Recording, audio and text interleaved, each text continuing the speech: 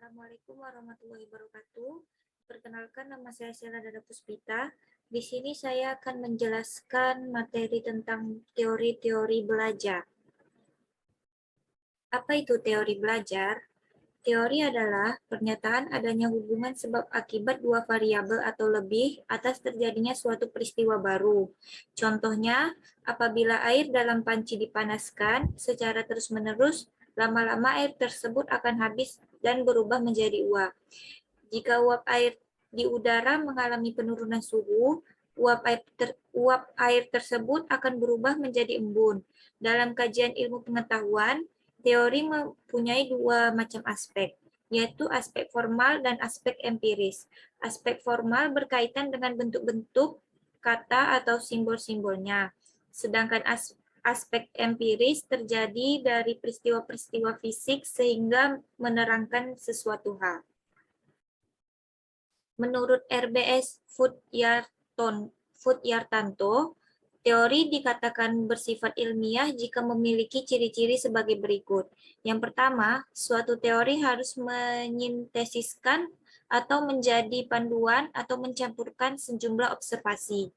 Yang kedua, teori dikatakan baik jika bersifat heuristik atau menyelidiki sendiri dan mengarahkan pada dorongan kepada penelitian baru. Yang ketiga, teori harus menjelaskan hipotesis yang dapat diuji secara empiris.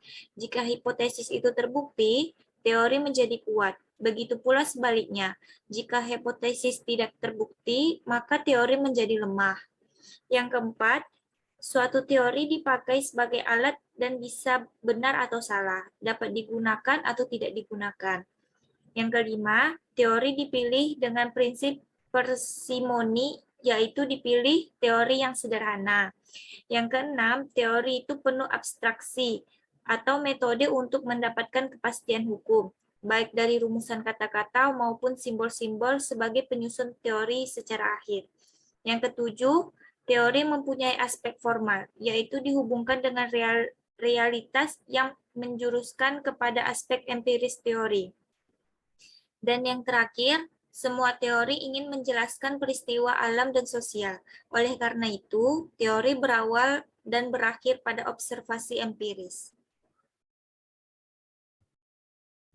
Macam-macam teori.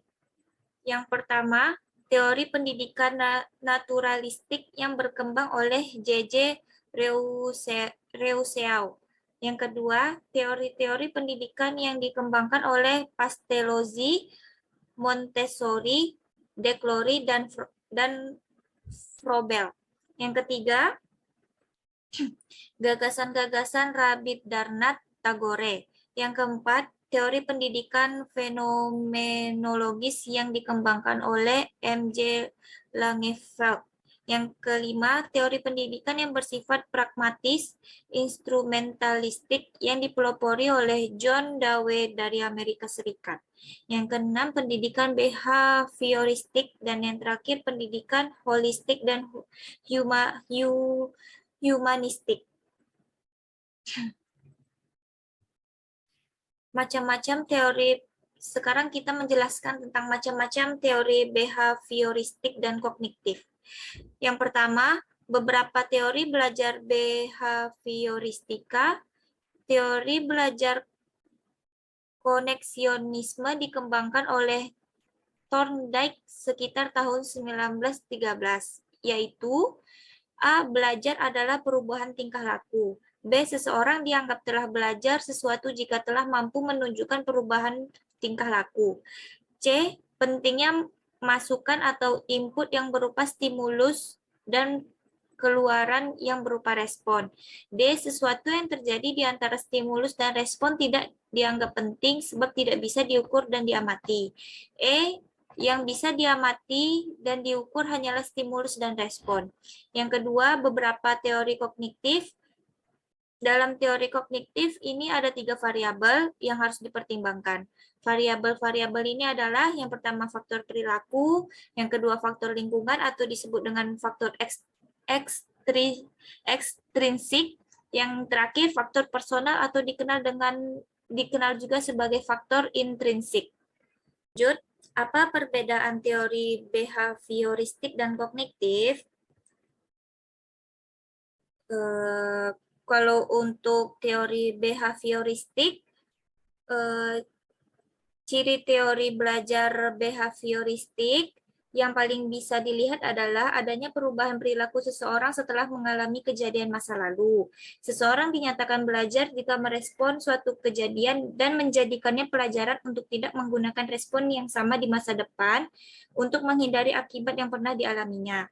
Sedangkan kognitif, teori ini mengenal konsep bahwa belajar adalah hasil interaksi yang terus-menerus antara individu dengan lingkungan melalui proses asimilasi dan akomodasi.